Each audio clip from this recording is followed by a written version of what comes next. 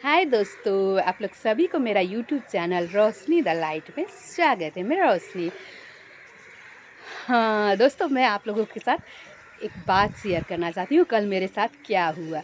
ऐसे तो मैंने घर में किसी को भी ये बात नहीं बताया, लेकिन आप लोग के सामने मैं शेयर करना चाहती हूँ। असल में कल क्या हुआ ना, कल रात को मैं डिनर कर रही थी अपने हस्बैंड के साथ।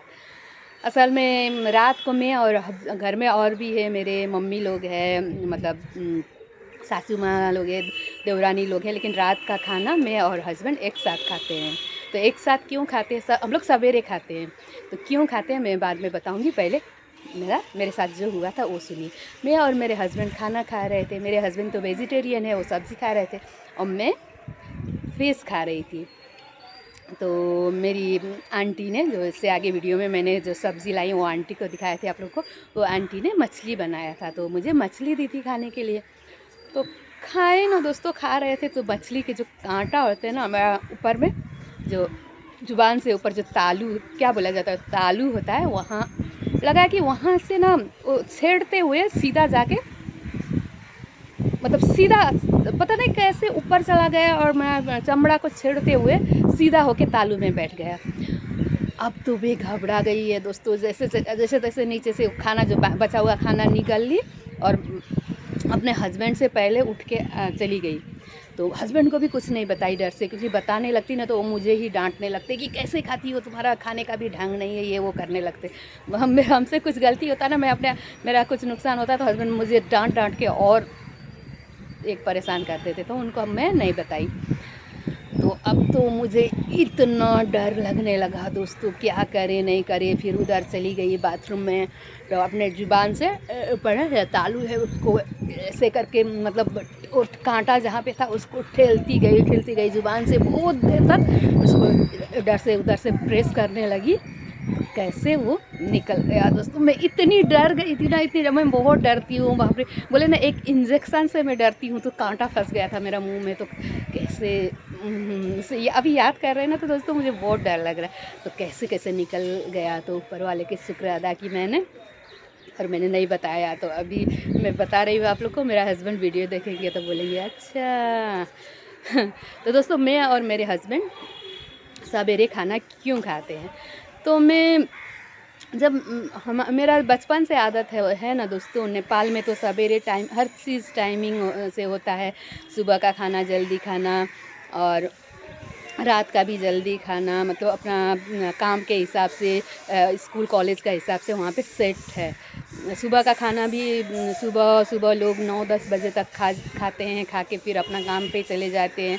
फिर दोपहर में कुछ हल्का फुल्का नाश्ता खा लिया, फिर आके डिनर खा लेते 6-7 बजे शाम को। उस ज़माना में, अभी तो 8-9 बजे खा के लोग सो जाते हैं, क्योंकि कल सुबह फिर काम पे जाना पड़ता है।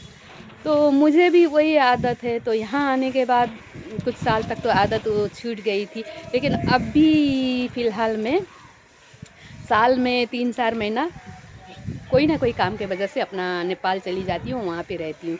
तो मेरा फिर उसी टाइप का आदत बन चुका है कि सवेरे खाना, अगर सवेरे नहीं खाइएगा तो भूख लगेगा, सर दर्द होता। तो मेरे हस्बैंड का शुरू से आदत है, वो यहाँ भी कोलकाता में भी डिनर और 9 बजे के अंदर ही कर लेते हैं, और बाकी लोग यहाँ पे 10 बजे, 10:30 बजे ऐसे खाते हैं।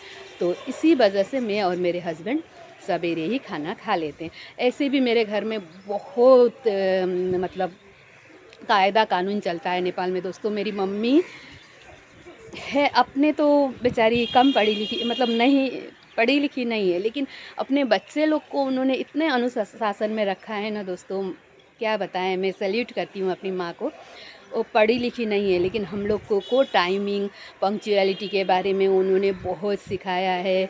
बच्चे को किस तरह से टाइम पे सो के उठना चाहिए, किस तरह से टाइम पे खाना खाना है, किस तरह से टाइम पे सोना है। बचपन से उन्होंने हम लोगों को बहुत कुछ सिखाया। अभी भी मैं चाहती हूँ ना दोस्तों नेपाल, तो बस ये नहीं कि मैंने मायके गई हूँ तो देरी तक सोऊंगी, वैसी नहीं। मेरी मम्मी चाय बना के, चाय के टाइम में ज़रूर सुबह सुबह जगा देंगी। फिर खाना टाइम पे, दोपहर में आप कुछ देर रेस्ट करने के लिए सो जाती है ना, बस 2-3 बजे वो आपको उठा ही देंगी, उठो, बहुत देर तक नहीं सोना चाहिए।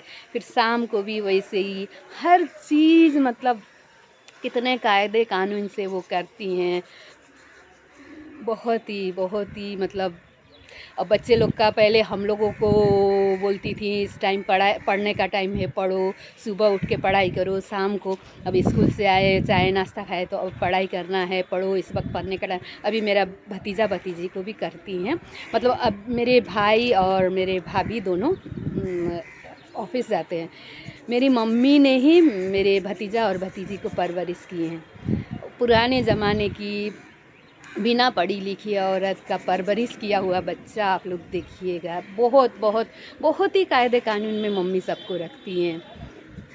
तो पहले के जो लेडीज़ होती थी ना, उनको पढ़ने लिखने की ज़रूरत नहीं होती थी, अपने तजुर्बे और इसके आधार पे ही वो लोग बहुत अच्छा से बच्चों को कायदे कानून सिखाते थे।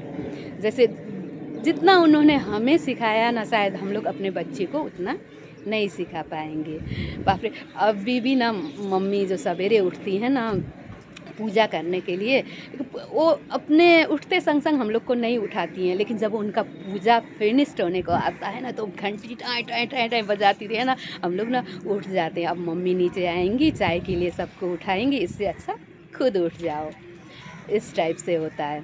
और शाम को जब खाना बन जाता है ना, बस पक गया, मम्मी सबको बुलाने लगेंगी, खाना ठंडा हो जाएगा, आओ आओ खाने आओ, तो हम लोग सब खा जाते हैं। कितना टाइमिंग का मतलब वो ये करती है, मैनेज करती है। और रात को 8:30-9 बज जाता है, मतलब जब तक कोई सोने नहीं जाता अपने भी बैठी रहेंगी, और 8-9 बज जाता है, चलो देर हो रहा है सोने चलो सब।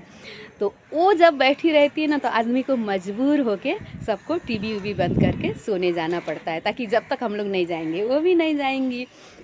मतलब इतना अच्छा उनके वजह से मतलब रूल रेगुलेशन मेंटेन होता है। तो दोस्तों, तो आप लोगों के घर में भी इसी तरह के बुजुर्ग होंगे ही, है ना, उनके वजह से आप लोग का भी लाइफ डिसिप्लिन से भरा हुआ होगा। कमेंट करके ज़रूर बताइएगा, और मेरा चैनल रोशनी द लाइट को लाइक कीजिए, कमेंट कीजिए, सब्सक्राइब कीजिए। शुक्रिया।